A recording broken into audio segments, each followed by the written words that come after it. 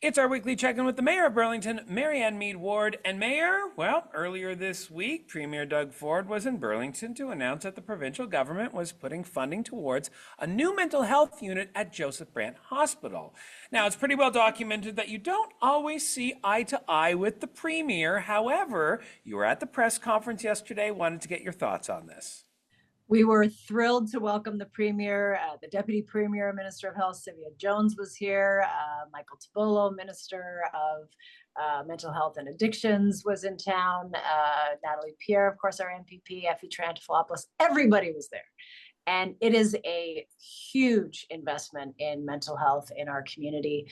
It's something that we as a community have been advocating for. Council passed a resolution about a year and a half ago endorsing the hospital request, just adding our support and our voice to say this is so necessary. I mean, it's been necessary for a long time, but especially now with the increase in spike in people needing those services. So I was delighted to welcome the Premier. The announcement was great, and it just shows the province is listening and they're caring about this matter. And this is an investment that won't just benefit Burlington. We know that there will be people in the region that will come and use these services. So it was a great day, great investment, great day, and it will have huge benefit for the mental health of our community.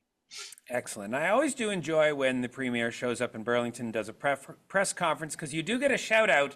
And I believe yesterday was you keep him on track and he does hear from you.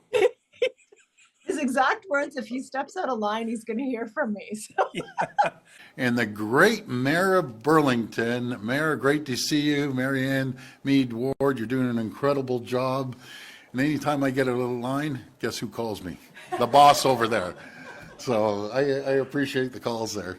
And that's what you should be doing. So that's great. I have called him occasionally to have a chat, but you know what? He's very receptive. I got to give him credit for that. And he hears me. We're very friendly with each other, very diplomatic with each other, and it's really all about, look, I know you care about the community, I care about the community.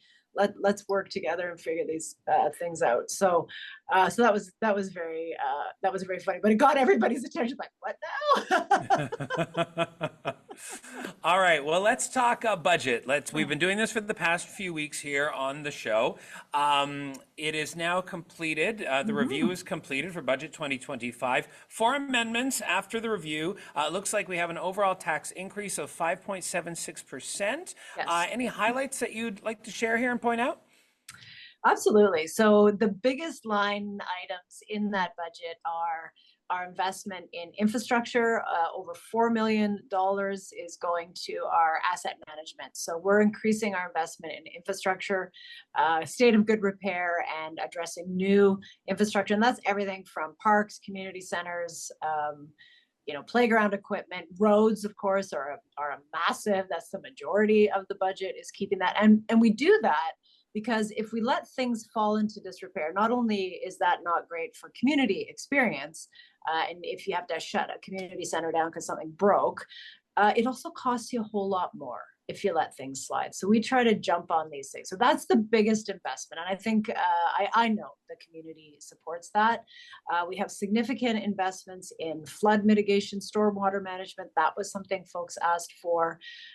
We have significant investment, $2 million to keep our shave and pave program going. Again, that keeps our roads in a state of good repair before they slide into what is 3, 5, or 10 times more expensive to fix.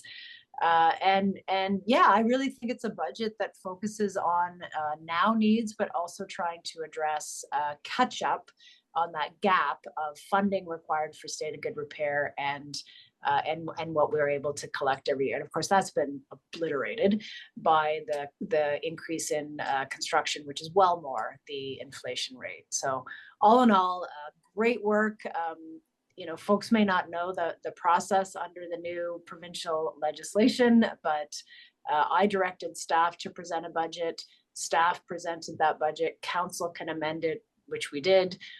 If I choose not to veto, which I don't, ended the veto period, it is now considered approved. So we have a budget. We're now waiting, though, for the region, because their work is next week and the week after. December 11 is the final vote. So we think it'll be roughly what they've presented, which is about a 6% increase on the region's levy, and that translates to, when blended with city education, to the 5.76.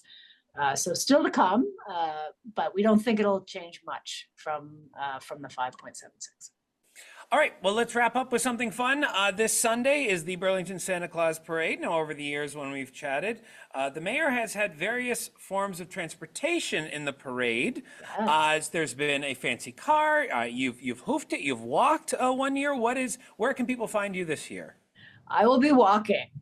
Get my steps in. Good for the exercise. But you know what? I love interacting with folks, as you would expect. If I'm in a car, I can't easily and safely jump out and run and say hi to people. So I'll be walking. A number of my council colleagues will be walking along with me, which is always super fun. So watch for us. We'll have a banner. You'll see us coming, and I'll be, hopefully, if I can find it, in my basement wearing my Santa hat. Perfect. Very appropriate. Make sure you check on the footwear as well. Oh, Because if you're yes. walking, I Not wouldn't the suggest heels. Not the heels. Yes. All right. Mayor, thank you for your time. We will check back in next week. Thanks, Jason.